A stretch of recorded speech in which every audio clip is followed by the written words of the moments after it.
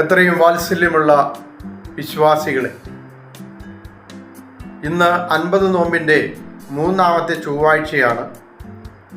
ഇന്ന് നമുക്ക് ധ്യാനിക്കുന്നതിനായി തിരഞ്ഞെടുത്തിരിക്കുന്ന വേദഭാഗം ശുദ്ധമുള്ള മർക്കോസ് എഴുതിയ സുവിശേഷം 10-ാം അധ്യായം അതിൻ്റെ 27-ാമത്തെ വാക്യമാണ്. യേശു അവരുടെ നേരെ നോക്കി പറഞ്ഞത്, മനുഷ്യന് അസാധ്യമാണ്, ദൈവത്തിന് അങ്ങനെയല്ല, അവിടത്തേക്ക് എല്ലാം സാധിക്കും. ഇതിൻ്റെ സന്ദർഭം നമുക്കെല്ലാവർക്കും അറിയാവുന്നതുപോലെ ശിഷ്യന്മാർ കർത്താവിനോട് ചോദിക്കുന്ന ഒരു ചോദ്യമാണ്. ഇങ്ങനെയെങ്കിൽ രക്ഷ പ്രാപിക്കുവാൻ ആർക്ക് സാധിക്കും? ധനവാൻ ദൈവരാജ്യത്തിൽ പോകുന്നതിനേക്കാൾ ഒട്ടകം സൂചിക്കുഴയിലൂടെ പോകുന്നതാണ് എളുപ്പമെന്ന് കർത്താവ് പറയുമ്പോൾ ശിഷ്യന്മാർ ചോദിക്കുന്ന ചോദ്യമാണ്, അങ്ങനെയെങ്കിൽ രക്ഷപ്പെടുവാൻ ആർക്ക് സാധിക്കും? അപ്പോൾ കർത്താവ് പറയുന്ന മറുപടിയാണ്, മനുഷ്യരാൽ അസാധ്യമായത് ദൈവത്തിന് സാധ്യമാണ്. ഒരു ധനികനായ ഒരു മനുഷ്യൻ, കർത്താവിൻ്റെ കൽപ്പനകൾ ആചരിക്കുന്ന ഒരു മനുഷ്യൻ ദൈവസന്നിധിയിൽ വന്നിട്ട് അവൻ്റെ മനസ്സിലുള്ള ആകുലത പങ്കുവെക്കുകയാണ്. ഞാൻ ഇനി നിത്യജീവൻ അവകാശമാക്കുവാൻ എന്താണ് ചെയ്യേണ്ടത്? അത്രമാത്രം കൽപ്പനകൾ ആചരിച്ചിട്ടും അവൻ്റെ മനസ്സിലൊരു ശൂന്യത നിലനിൽക്കുകയാണ്. ഞാൻ എങ്ങനെ ദൈവരാജ്യത്തിൽ പോകുമോ? അത് ആ ഗുരുവിനോട് ചോദിക്കാം എന്ന് ആഗ്രഹിച്ചുകൊണ്ട് കർത്താവിൻ്റെ അടുത്ത് നല്ലവനായ ഗുരു, ഏറ്റവും നല്ലവനായ ഗുരു എന്ന് പറയുകയാണ്. കർത്താവ് അവനോട് പറയുകയാണ്, ദൈവമാണ് നല്ലവൻ. അപ്പോൾ നീ പറഞ്ഞ നല്ലവനെന്ന് വിളിച്ച ഞാൻ ദൈവമാണ് എന്നാണ് അതിൽ ധ്വനിക്കുന്നത്. കർത്താവ് അവനോട് പറയും, നീ കൽപ്പനയെല്ലാം ആചരിക്കുന്നുണ്ടോ? പ്രത്യേകിച്ച് 2-ാമത്തെ ഭാഗം, കൊല ചെയ്യരുത്, വ്യഭിചാരം ചെയ്യരുത്, മോഷ്ടിക്കരുത്, മനുഷ്യനും തമ്മിലുള്ള ബന്ധത്തെക്കുറിച്ചുള്ള കൽപ്പനകളെക്കുറിച്ചാണ് പറയുന്നത്. ദൈവം ആഗ്രഹിക്കുന്നത് മനുഷ്യ ബന്ധങ്ങൾ ഏറ്റവും ശ്രേഷ്ഠമാകണം എന്നുള്ളതാണ്. അത് അവൻ പറയുകയാണ്, ഞാനത് ചെറുപ്പം മുതലേ ആചരിച്ചു വരുന്നു. കർത്താവ് അവനെ നേരെ നോക്കി അവനെ സ്നേഹിച്ചു എന്നാണ് എഴുതിയിരിക്കുന്നത്. അവനെ സ്നേഹിച്ചിട്ട് അവനോട് പറഞ്ഞു, നിനക്കൊരു കുറവുണ്ട്, നിന്റെ സമ്പത്തെല്ലാം വിറ്റ് ദരിദ്രർക്ക് കൊടുക്കുക, എന്നിട്ട് എൻ്റെ പിന്നാലെ വരിക. അവൻ വളരെ ദുഃഖിതനായി, വളരെ ധനവാനാകൊണ്ട് അവൻ മടങ്ങിപ്പോയി എന്ന് രേഖപ്പെടുത്തിയിരിക്കുന്നു. കർത്താവ് വളരെ ദുഃഖത്തോടുകൂടി ശിഷ്യന്മാരോട് പറയുകയാണ്, ഒരു ധനവാൻ ദൈവരാജ്യത്തിൽ പോകുന്ന എത്ര പ്രയാസം! അവൻ സ്വർഗരാജ്യത്തിൽ പോകുന്നതിനേക്കാൾ ഒട്ടകം സൂചിക്കുഴയിലൂടെ പോകുന്നതാവുന്ന എളുപ്പം. ശിഷ്യന്മാർക്കും അത് ആകുലതയായി. അങ്ങനെയാണെങ്കിൽ ധനമില്ലാത്ത മനുഷ്യരില്ലല്ലോ, അവരുടെയും കയ്യിൽ, യൂദായുടെ കയ്യിൽ കുറച്ച് കിഴിപ്പണമുണ്ട്. അപ്പോൾ ആർക്കങ്ങനെ രക്ഷപ്പെടുവാനായിട്ട് സാധിക്കും എന്ന് ചോദിക്കുമ്പോൾ കർത്താവ് പറയുന്ന മറുപടിയാണ്, മനുഷ്യർക്ക് അസാധ്യമായത് ദൈവത്തിന് സാധ്യം.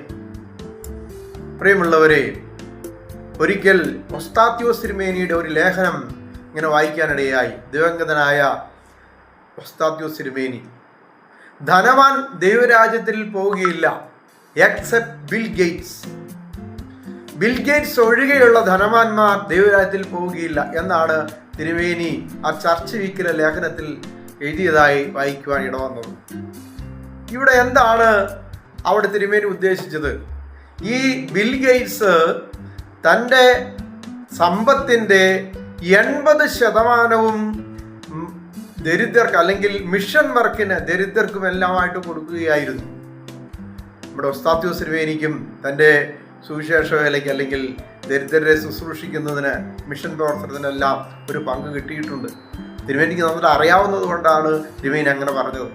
ഇവിടെ കർത്താവ് പറയുന്നത്, മനുഷ്യരാൽ അസാധ്യമായത് ദൈവത്തിന് സാധ്യം. ഒരുത്തൻ്റെ ധനം എങ്ങനെ വിനിയോഗിക്കുന്നു എന്നുള്ളതിനെ ആശ്രയിച്ചിരിക്കും ദൈവരാജ്യത്തിൽ പോകാൻ കഴിയാം. ധനം ദൈവം തരുന്നതാണ്, പക്ഷെ ആ ധനം ദൈവത്തിന് തന്നെ തിരികെ കൊടുത്തു. ദൈവം, ഞാൻ അതെങ്ങനെ വിനിയോഗിക്കണം എന്ന് ദൈവത്തോട് ആലോചന ചോദിക്കണം. ബിൽ ഗേറ്റ്സ് ആദ്യം 10% കൊടുത്തു, പിന്നെ 20% കൊടുത്തു, 30% കൊടുത്തു, അവസാനം ഏറ്റവും വലിയ കോടീശ്വരനായി മാറുമ്പോൾ 80% കൊടുത്തിരുന്നു എന്നാണ് ലേഖനത്തിൽ വായിക്കുവേണ്ട വന്നത്. പ്രിയമുള്ളവരെ, ദൈവത്തിന് കൊടുക്കുമ്പോൾ ദൈവം നമുക്ക് തരുന്നത് അമർത്തിക്കുലുക്കി കവിയുന്നൊരളവായിരിക്കും. നാം ഈ ചെറിയ ഒരുത്തവനിൽ ചെയ്യുന്നത് ദൈവത്തിനാണ് ചെയ്യുന്നതെന്ന് കർത്താവ് പറയുന്നുണ്ട്. അപ്പോൾ ദൈവത്തിന് ചെയ്യുന്ന കാര്യങ്ങൾ അത് എപ്പോഴും പ്രതിഫലമുള്ളതാണ്. അത് 100 ഇരട്ടി, എത്ര ഇരട്ടിയാണെന്ന് പറയുവാൻ സാധിക്കുകയില്ല. അപ്പൊ അമർത്തിക്കുലുക്കി കവിയുന്ന ഒരളവ് എന്നാണ് ദൈവവചനത്തിൽ പറയുന്നത്. അതുകൊണ്ട് നമ്മൾ ദൈവം തന്നതായ ധനം നമ്മൾ ദൈവഹിതത്തിനനുസരണമായി നിയോഗിക്കുമ്പോഴാണ് അവിടെ നാം ദൈവഹിതം നിറവേറ്റുന്നത്. അതുകൊണ്ടാണ് മനുഷ്യന് അസാധ്യമാണ്, മനുഷ്യന് സാധിക്കുകയില്ല ഈ പണമെടുക്കാൻ. അപ്പോൾ ദൈവത്തിന് സമർപ്പിക്കുമ്പോൾ ദൈവം അതെങ്ങനെയാണ് എടുക്കേണ്ടതെന്നും ആർക്കെല്ലാമാണ് കൊടുക്കേണ്ടതെന്നും നമുക്ക് പറഞ്ഞു തരും. ദൈവത്തിന് സമർപ്പിക്കണം. ധനം നമുക്കുണ്ടാകുമ്പോൾ പലപ്പോഴും നമ്മൾ ദൈവത്തിന് കൊടുക്കാറില്ല. ദൈവത്തിന് ഒരു അംശം വല്ലതും കൊടുത്ത് മാറ്റിവെക്കും. ദൈവത്തോട് ആലോചന ചോദിച്ച് ആ ധനം വിനിയോഗിക്കണമെന്നാണ്. അങ്ങനെ വിനിയോഗിക്കുമ്പോഴാണ് നാം വിനയമുള്ളവരായി താഴ്മയുള്ളവരായി മാറുന്നത്. പക്ഷേ ഇപ്പോൾ ധനവാന്മാർ പലരും അവരുടെ അഹന്ത വർദ്ധിക്കുകയാണ്. അതുകൊണ്ട് കർത്താവ് ദൈവത്തെയും മാമോനെയും ഒരേപോലെ സ്നേഹിക്കാൻ കഴിയില്ല എന്ന് പറയുന്നത്. ദൈവത്തെയും ധനത്തെയും ഒരേപോലെ കൊണ്ടുകൊടുക്കാൻ കഴിയുകയില്ല. ഒന്നുകിൽ ദൈവത്തെ അല്ലെങ്കിൽ ധനത്തെ.